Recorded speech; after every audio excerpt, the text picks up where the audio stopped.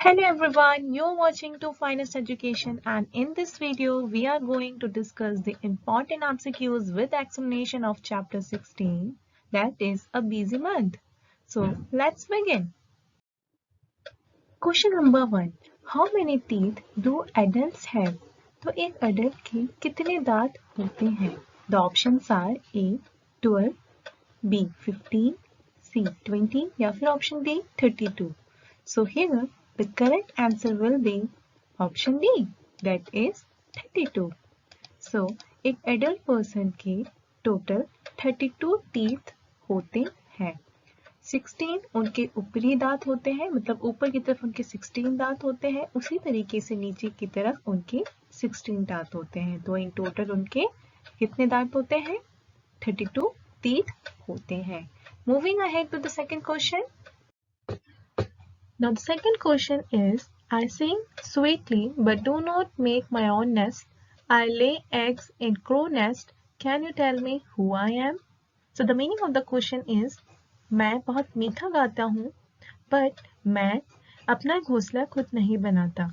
मैं अपने अंडे कौवे के घोंसले में डालता हूँ. क्या आप बता सकते हैं कि मैं कौन हूँ?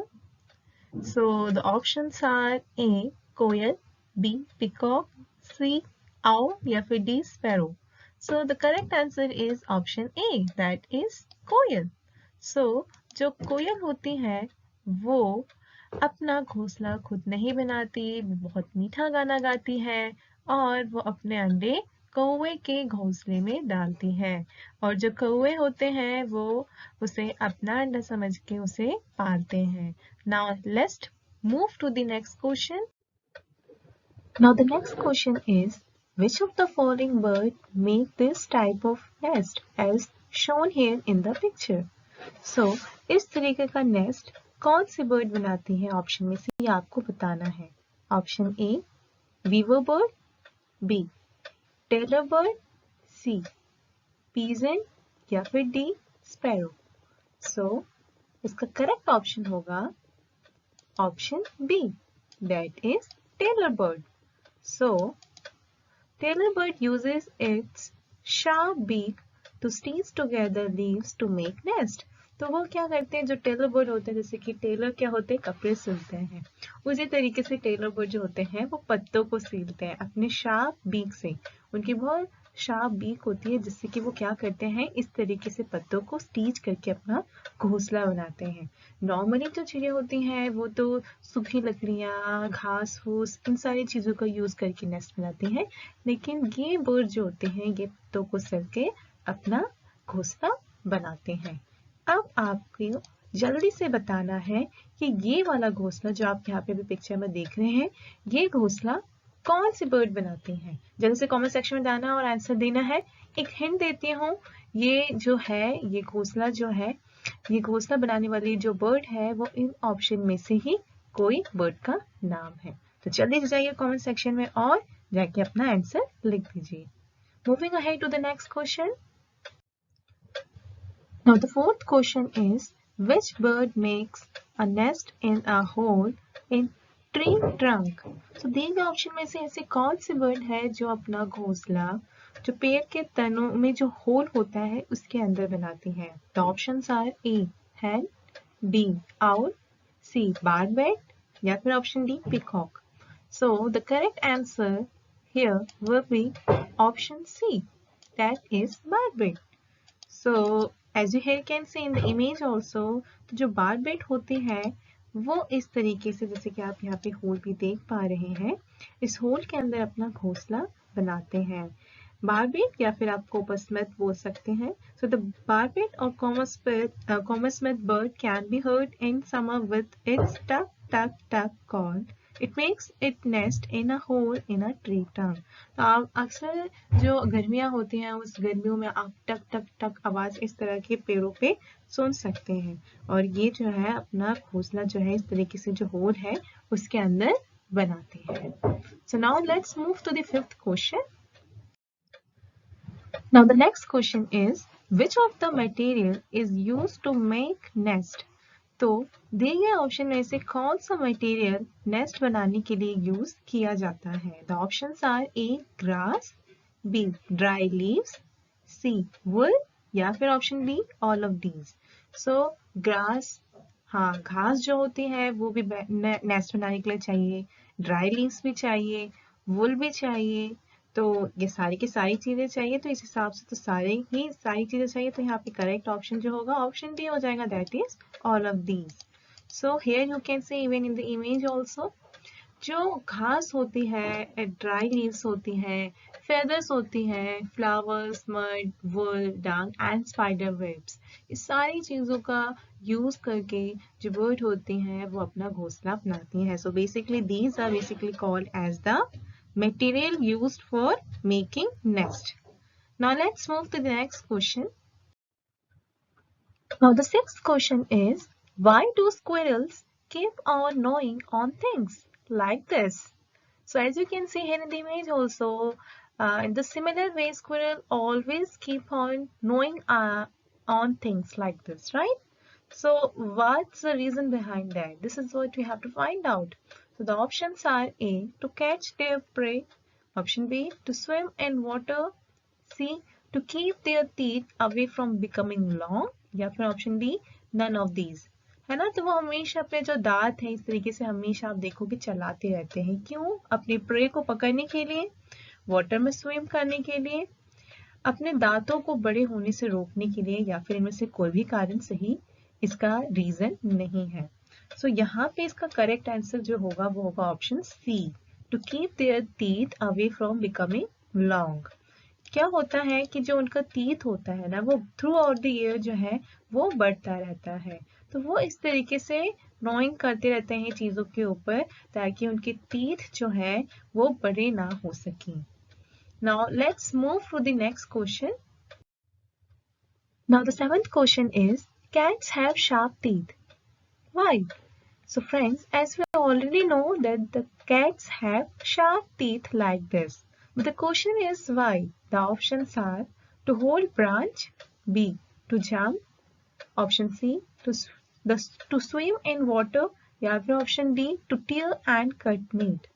तो टू होल्ड ब्रांच, लॉजिक समझ में नहीं आ रहा है कि ब्रांच को तीर से कैसे, समझ नहीं आता, तो ये ऑप्शन तो बिल्कुल गलत है क्योंकि उनकी लेग्स काफी हैं होल्ड करने के लिए। टू जंप करने के लिए शार्प टीथ, ये भी नहीं। To swim in water, swim करने के लिए टीथ का कहाँ यूज होगा, तो ये भी ऑप्शन सही नहीं। तो यहाँ पे option D, to tear and cut meat, हाँ मीट को कट करने के लिए, उसे टियर करने के लिए जो है ना शार्प टीथ चाहिए होते। तो यहाँ पे ऑप्शन डी जो होगा वो इसका करेक्ट आंसर होगा, और वही इसका करेक्ट आंसर है b, cats have sharp teeth for tearing and cutting meat. Now let's move to the next question. Question number 8, according to Giju भाई what are the test of a bird? तो गीजू भाई के हिसाब से बर्ड्स के क्या क्या टेस्ट होते हैं? The options are A, to keep oneself free from danger, B, to find food, C, to make nest, या फिर option D, all of these। So, अगर हम ऑप्शन ए के बारे में बात करें तो यस, बर्ड के लिए ये एक टेस्ट ही तो होता है कि उन्हें अपने आप को डेंजर से दूर रखना होता है, उन्हें खुद को फ्री रखना होता है। टू फाइंड फूड भी फाइंड आउट करना इतना ईजी नहीं होता, वो भी एक टेस्ट होता है। नेस्ट बनाने के लिए भी उन्हें बहुत सारे मटेरियल इधर से इकट्ठे करने पड़ते, कलेक्ट करने पड़ते, गैदर करने पड़ते हैं, तो वो भी एक टेस्ट होता है। तो ये सारे के सारे ऑप्शन जो है यहाँ पे सही है, तो इस हिसाब से यहाँ पे ऑप्शन डी जो होगा वो इसका करेक्ट आंसर होगा। गीजू भाई के हिसाब से ये सारी चीजें तो थी ही जो बर्ड के लिए टेस्ट थी, साथ ही अपने एग को हैच करना, या फिर अपने चिक्स जो होते हैं, जो उनके बेबी बर्ड होते हैं, उनको सेफ रखना बाकी एनिमी से, ये भी उनका टेस्ट होता है। Now moving ahead to the ninth question. The ninth question is, find the odd one. Option A dove, B koel, C sparrow, या फिर डी सनबर्ड। सो यहाँ पे हमें सबसे अलग ऑप्शन को चूज करना है जो कि बाकी ऑप्शन से बिल्कुल डिफरेंट है।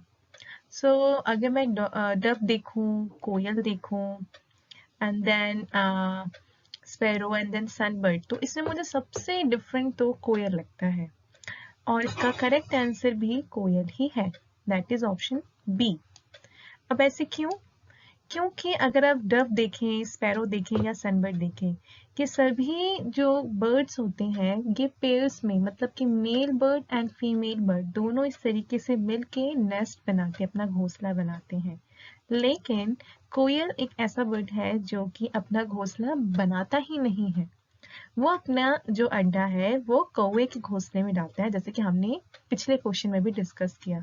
तो इसलिए कोयल जो है यहाँ पे ऑप्शन बिल्कुल डिफरेंट है, क्योंकि अपना घोंसला खुद नहीं बनाते हैं। बाकी बर्ड जो होते हैं वो अपना घोंसला भी बनाते हैं, ना सिर्फ घोंसला बनाते हैं बल्कि मेल एंड फीमेल बर्ड दोनों मिलकर पेयर्स में अपना घोंसला बनाते हैं, right? So sparrow, doves and sunbirds work in pairs. Lays their eggs in crow nest and the crow hatches them along with their own eggs. So now let's move to the 10th question. The 10th question is identify the function of bird's beak.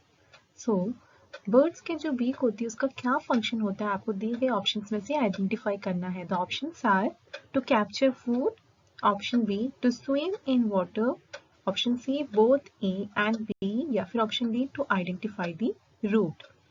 सो जो bird का beak होता है वो food को capture करने के लिए use होता है, या फिर वाटर में स्विम करने के लिए, दोनों ही ए या फिर बी ऑप्शन के लिए, या फिर option D to identify the root, root को पहचानने के लिए।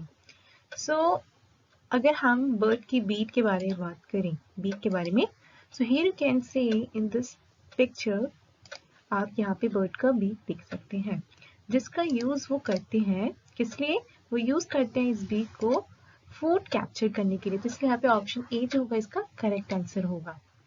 सो ये इस तरीके से बीक जो होता है इनका, ये यूनिक जो होता है, बहुत यूनिक होता है और एक मल्टी फंक्शनल टूल होता है, जिसका वो यूज करते हैं अपने फूड को कैप्चर करने के लिए, कम्युनिकेट करने के लिए एक दूसरे से, एंड देन अपने एरिया को डिफेंड करने के लिए, अपने एरिया को बचाने के लिए, साथ ही अपने दुश्मनों के ऊपर अटैक करने के लिए वो इस तरह से बीक का जो है यूज करते हैं। अब आपके लिए क्वेश्चन है, आपको जल्दी से बताना है कि जो बर्ड्स है वो अपने फीट का, जो फीट होता है उसका क्या फंक्शन है, मतलब उसमें क्यों यूज करते हैं वो। जल्दी से कमेंट सेक्शन में जाना और इसका आंसर आपको देना है।